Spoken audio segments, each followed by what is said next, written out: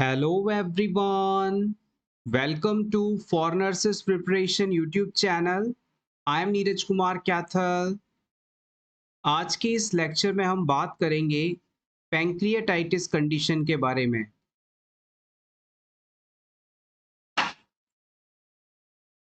Pancreatitis होता क्या है, सबसे पहले हम इसे जान लेते हैं. पैंक्रियाटाइटिस का सिंपल मीनिंग होता है पैंक्रियाज में इन्फ्लामेशन का आना. यहाँ पर दो शब्द हैं. पहला है पैंक्रियाज प्लस आइटिस. आइटिस एक सुफिक्स है.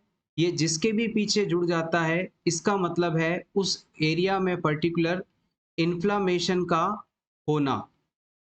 तो पैंक्रियास के अंदर इन्फ्लामेशन का आना पैंक्रियाटाइटिस के रूप में जाना जाता है. नोट कर लीजिएगा, इन्फ्लामेशन ऑफ पैंक्रियास. पैंक्रियाज में इन्फ्लामेशन आना पैंक्रियाटाइटिस के नाम से जाना जाता है. थोड़ा सा बेसिक एनाटॉमी पर चलते हैं. पैंक्रियास की लोकेशन को समझ लीजिएगा. जैसे कि मान लीजिए ये क्लाइंट का माउथ है, यहाँ से ईसोफेगस आ रही है. ईसोफेगस आगे जाकर स्टमक से जुड़ती है और स्टमक से यहाँ पर स्मॉल इंटेस्टाइन की शुरुआत होती है. ड्यूडेनम होता है और फिर अंदर जाकर स्मॉल इंटेस्टाइन्स बनती हैं. तो स्टमक के पीछे इस जगह पर यहाँ पर पैंक्रियास पाया जाता है. ये लीफ लाइक स्ट्रक्चर होता है. लंबी पत्ती के आकार की संरचना होती है. दिखने में ये कुछ इस प्रकार की होती है. ये स्टमक के जस्ट पीछे जो ड्यूडेनम का ये फर्स्ट फोल्ड होता है, राउंड होता है, कर्व होता है, यहाँ पर पैंक्रियास का हेड सिचुएटेड होता है. तो पैंक्रियास जो है एक लीफ लाइक स्ट्रक्चर है जो कि स्टमक के जस्ट पीछे अपर एब्डोमेन में पाई जाती है.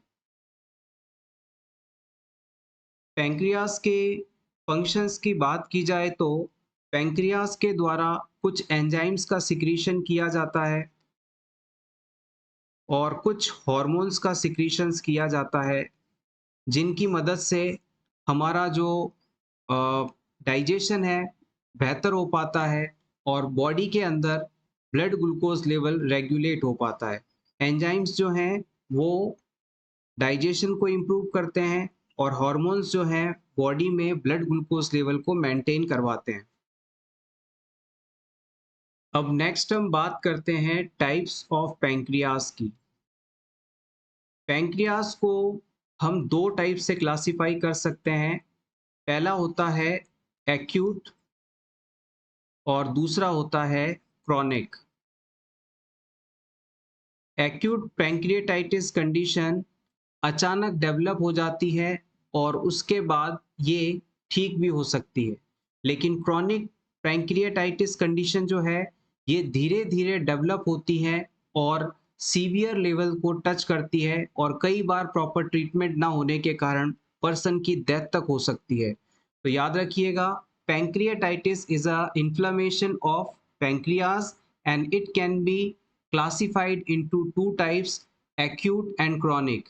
Acute conditions develop spontaneously within few days, but the chronic condition develops gradually. It takes months to years. अब हम टाइप के साथ साथ इनके साइन एंड सिम्टम्स की भी बात कर लेते हैं. जैसे मान लीजिए किसी क्लाइंट को, सबसे पहले एक्यूट की बात करेंगे. अगर किसी क्लाइंट को एक्यूट पैंक्रियाटाइटिस कंडीशन होती है तो सबसे पहले उसे अपर एब्डोमेन के अंदर पेन सेंसेशन फील होने लगेगा. यानी उसके अपर एब्डोमेन पेन में पेन रहना शुरू हो जाएगा और ये पेन जो होगा एक विशेष प्रकार से रेडिएट होगा.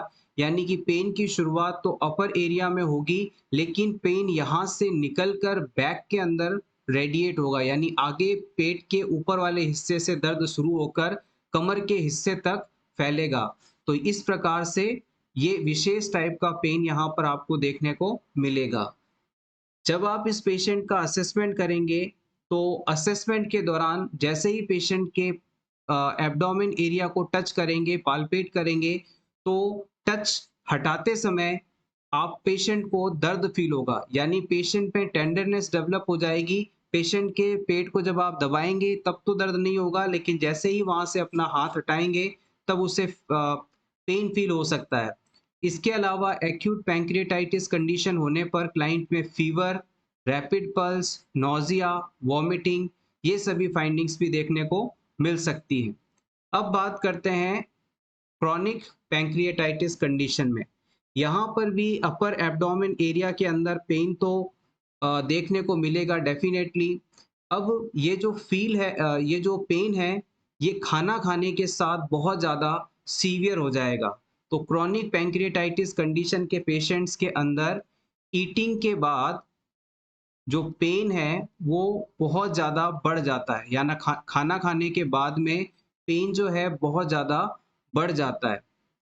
अब पेशेंट जो है क्रॉनिक पैंक्रियाटाइटिस कंडीशन से सफरिंग होने पर अचानक उसका जो बॉडी वेट है वो लूज होने लगता है, और उसके अंदर जो ऑयली स्टूल देखने को मिलता है, बहुत ही ज़्यादा ओडोरस स्मेल देखने को मिलती है स्टूल में, यानी कि बहुत ही बदबूदार स्टूल पास करता है ये फाइंडिंग्स आपको क्रॉनिक और एक्यूट पेशेंट्स के अंदर देखने को मिलेंगी। अब बात करते हैं पैंक्रियाटाइटिस कंडीशन का कॉज क्या होता है, किस वजह से ये कंडीशन डेवलप होती है। ये मान लीजिए आपका पैंक्रियाज है, लीफ लाइक स्ट्रक्चर है। अब पैंक्रियाज के अंदर एक डक्ट होती है, इस प्रकार की ये डक्ट होती है, और इसके चारों तरफ यहाँ पर सेल्स पाई जाती हैं जो कि पैंक्रियाटिक एंजाइम और पैंक्रियाटिक हॉर्मोन्स का सिक्रीशन करती रहती हैं। जब ये नॉर्मल कंडीशंस के अंदर सिक्रीशन सिक्रीट किए जाते हैं, तो ये सिक्रीशन जो है यहाँ पर इस डक्ट के थ्रू आकर यहाँ से पैंक्रियास से बाहर निकल जाता है और अपना डाइजेशन का फंक्शन करने लगता है। लेकिन मान लीजिए किसी वजह से यहाँ की सेल्स ने ज़्यादा ग्रोथ किया और ये बाइल डक्ट इनकी एक्स्ट्रा ग्रोथ के कारण क्लोज हो गई, या फिर मान लीजिए यहाँ पर कोई ट्यूमर लाइक कंडीशंस पैदा हो गई, जिससे कि जो पैंक्रियाज के एंजाइम्स हैं, हॉर्मोन्स हैं, वो यहाँ से बाहर नहीं आ पा रहे हैं। या फिर ऐसा हो सकता है कि पैंक्रियाटिक एंजाइम और हार्मोन पैंक्रियाज से बाहर आने से पहले ही यहीं अंदर ही एक्टिवेट हो जाते हैं, और अंदर एक्टिवेट होकर ये यहाँ की सेल्स को डाइजेस्ट करने लगते हैं, डैमेज करने लगते हैं, और इस डैमेज की वजह से पैंक्रियाज के फंक्शंस अल्टर्ड हो जाते हैं, वहाँ इन्फ्लेमेशन हो जाती है, और यही चीज़ पैंक्रियाटाइटिस के रूप में जानी जाती है। अब एक लाइन में पूरे कॉज़ को समझिएगा।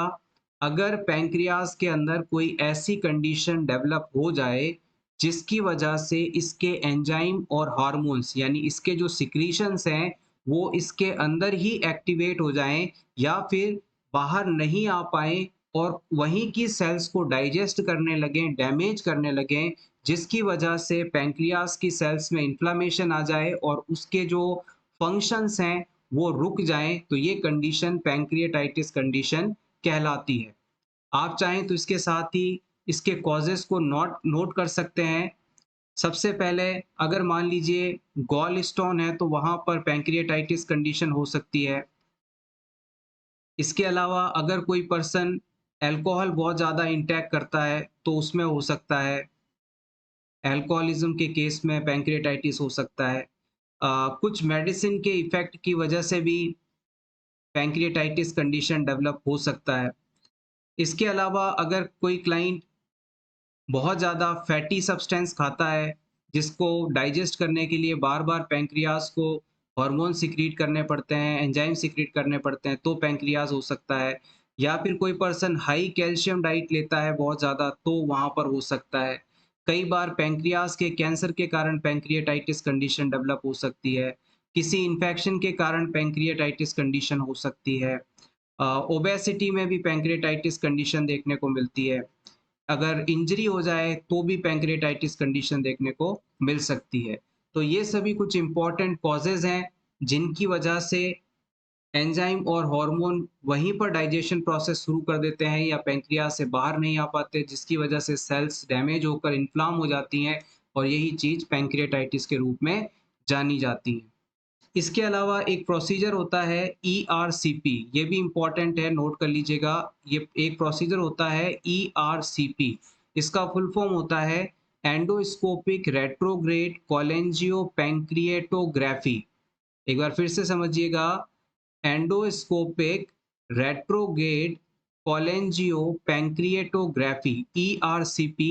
ये प्रोसीजर गॉल ब्लैडर में बने स्टोन्स को ट्रीट करने के लिए, निकालने के लिए इस्तेमाल किया जाता है। लेकिन कई बार ऐसा देखा गया है कि इस प्रोसीजर के बाद क्लाइंट के अंदर पैंक्रियाटाइटिस कंडीशन डेवलप हो गई है।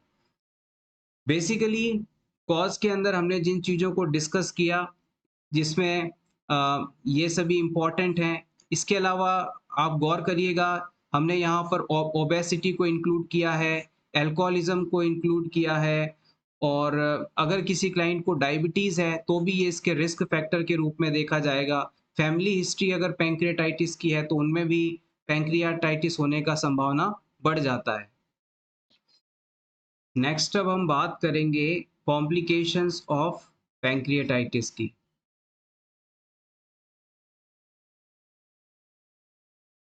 कॉम्प्लिकेशंस के अंदर सबसे पहले आप लिख सकते हैं किडनी फेलियर। पैंक्रियाटाइटिस कंडीशन के होने के बाद acute renal failure condition develop हो सकती है, जिसे कि हम डायलिसिस द्वारा ट्रीट कर सकते हैं। इसके अलावा पैंक्रियाटाइटिस जो कि डायफ्राम के काफ़ी करीब होता है, इसमें अगर इन्फ्लामेशन है, प्रॉब्लम है, तो कहीं न कहीं ये डायफ्राम को भी प्रभावित करेगा और इससे क्लाइंट को ब्रीथिंग रिलेटेड डिफ़िकल्टी हो सकती है, ब्रीथिंग प्रॉब्लम हो सकती है।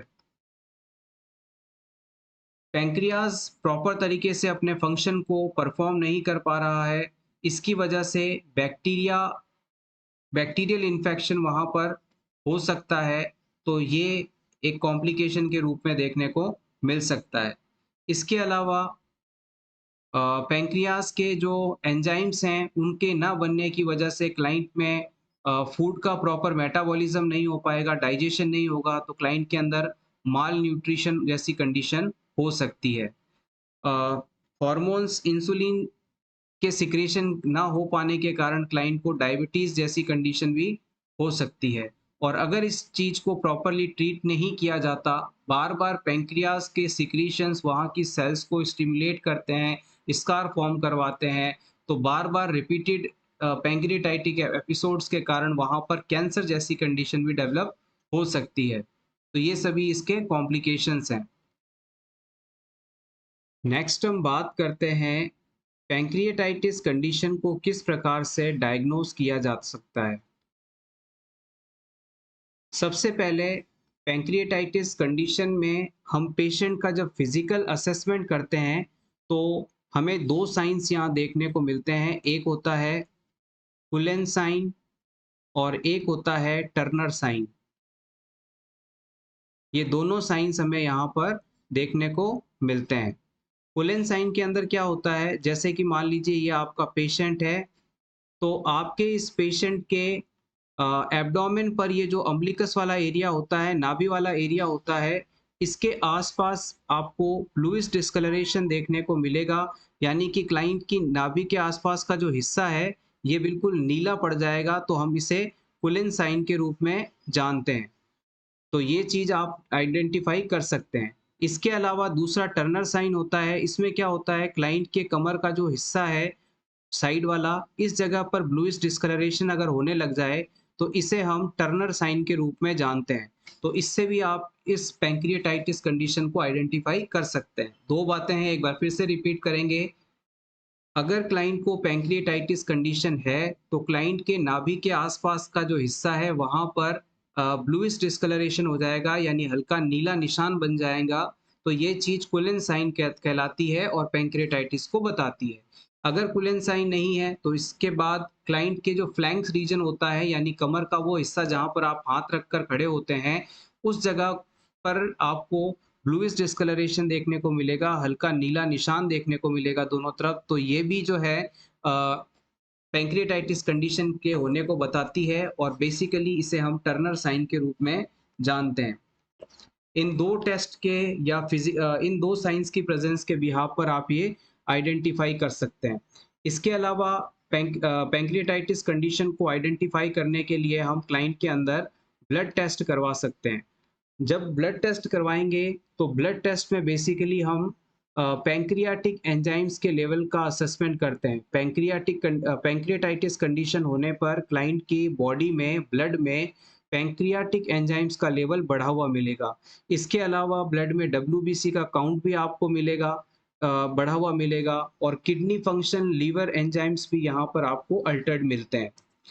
इसके अलावा आप चाहें तो एब्डोमिनल सोनोग्राफी करवा सकते हैं, सीटी स्कैन करवा सकते हैं, एमआरआई करवा सकते हैं। इन तीनों ही टेस्ट को जब आप करवाएंगे तो क्लाइंट के अंदर गॉल ब्लैडर में स्टोन्स देखने को मिलेंगे, और दूसरी बात, जो पैंक्रियास का साइज है वो नॉर्मल से ज़्यादा बढ़ा हुआ मिलेगा। तो इसके बिहाफ पर भी हम इस पैंक्रियाटाइटिस कंडीशन को आइडेंटिफाई कर सकते हैं। एक चीज और आप यहाँ करवा सकते हैं, स्टूल टेस्ट करवाया जा सकता है। स्टूल टेस्ट जब आप क्लाइंट का करवाएंगे तो स्टूल के अंदर आपको फैट कंटेंट बढ़ा हुआ मिलेगा, क्योंकि फैट का डाइजेशन नहीं हो पा रहा है due to lack of enzymes of pancreas.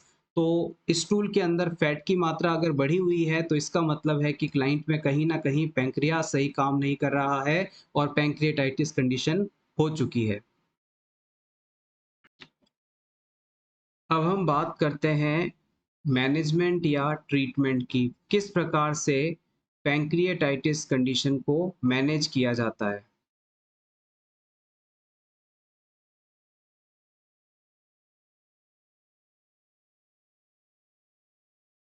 सबसे पहला काम इस कंडीशन में हम ये करते हैं कि अगर क्लाइंट को नौजिया वॉमिटिंग हो रहा है, पेन हो रहा है, तो हम क्लाइंट को सबसे पहले नथिंग पर ओरल कर देते हैं, एनबीएम कर देते हैं।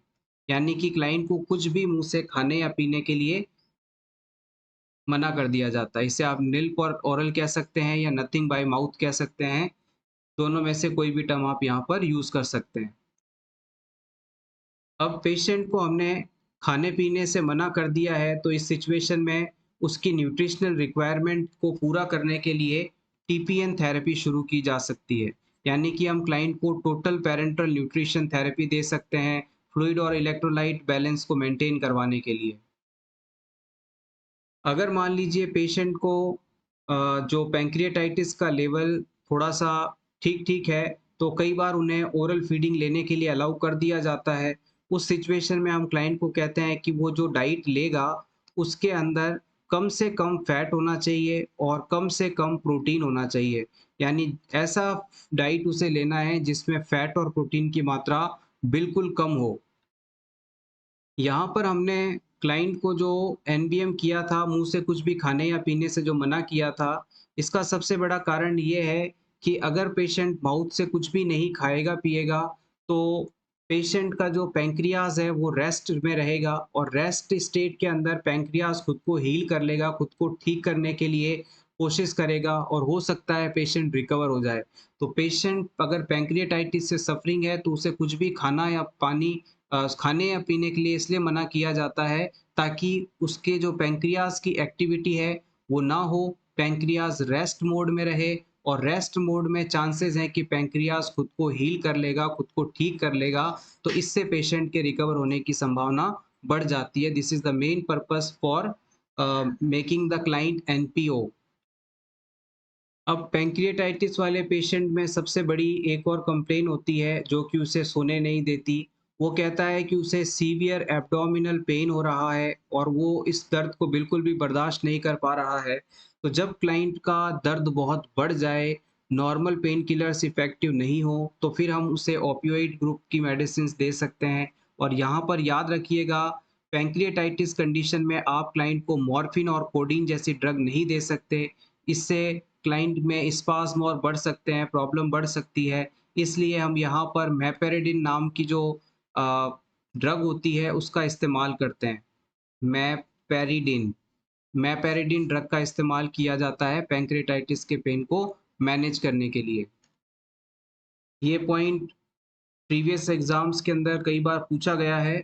आप चाहें तो इसे स्पेशल स्टार मार्क करके लिख लीजिएगा। Morphine Contra indicated in pancreas because it can cause spasm of biliary duct।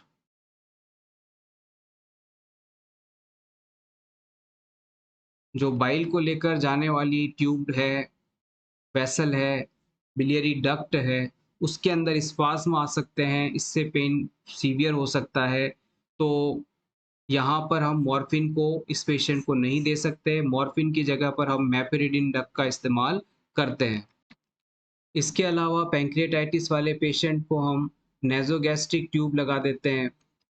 नेज़ोगैस्ट्रिक tube लगाकर उसे इंटरमिटेड सक्शनिंग पर, लो प्रेशर सक्शन पर रखते हैं, ताकि उसके स्टमक के अंदर जो HCl का सिक्रीशन हो रहा है, वो तुरंत वहाँ से निकल कर बॉडी से बाहर आ जाए सक्शन के थ्रू। अदरवाइज़ HCl के सिक्रीशन के कारण या गैस्ट्रिक एंजाइम्स के सिक्रीशन के कारण जो एब्डोमिनल डिस्टेंशन हो सकता है, और इसके बाद पैंक्रियाज काम करने के लिए, सिक्रीशंस बनाने के लिए स्टिमुलेट हो सकता है। तो हम यहाँ नेज़ोगैस्ट्रिक ट्यूब लगा देते हैं, ताकि स्टमक में जो भी चीज़ बनेगी, HCl हो, गैस्ट्रिक एंजाइम हो, वो सारा सक्शन के थ्रू बॉडी से बाहर निकल जाएगा। और ऐसा होने से ना तो क्लाइंट के अंदर एब्डोमिनल डिस्टेंशन होगा और ना ही उसका पैंक्रियाज स्टिमुलेट होगा। तो पैंक्रियाज रेस्ट मोड में जाएगा और उसके फिर हील होने की संभावना बढ़ जाती है। तो इस तरह से हमने पूरी बातों को डिस्कस किया। पैंक्रियाटाइटिस कंडीशन क्या है, पैंक्रियाज की स्ट्रक्चर और इसकी पोजीशन, लोकेशन क्या होती है, और पैंक्रियाटाइटिस कंडीशन कितने टाइप की होती हैं, साइन एंड सिम्टम्स क्या होते हैं, ट्रीटमेंट कैसे किया जाता है, ये सब चीज़ें हमने यहाँ डिस्कस की।